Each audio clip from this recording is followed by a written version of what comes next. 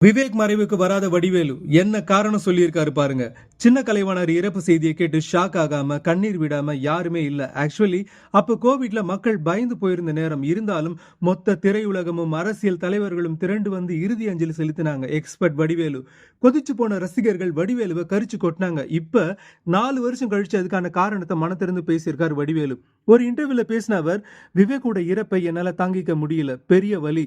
அவனோட இறப்புக்கு நான் போகலன்னு நிறைய பேர் சொன்னாங்க. ஆனா வீட்டுக்கு போய் விவேக்கோட ஒய்ஃப் மற்றும் குழந்தைகள் கிட்ட துக்கம் விசாரிச்சேன்.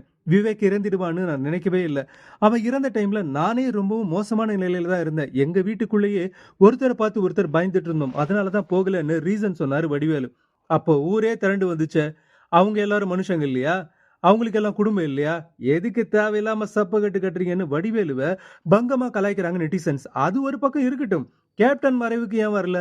அப்ப கோவிட் இஷ்யூ எல்லாம் இல்லையே, இதுக்கு என்ன காரணம் சொல்ல போறீங்க புலிகேசி சார்னு கழுவி கழுவி ஊத்துறாங்க ரசிகர்கள். ஒரு மனுஷனை கடைசியா பாக்குறது அந்த நிமிஷம் தான். கோடி ரூபாய் கொட்டி கொடுத்தாலும் அந்த முகத்தை மறுபடியும் பார்க்க முடியாது.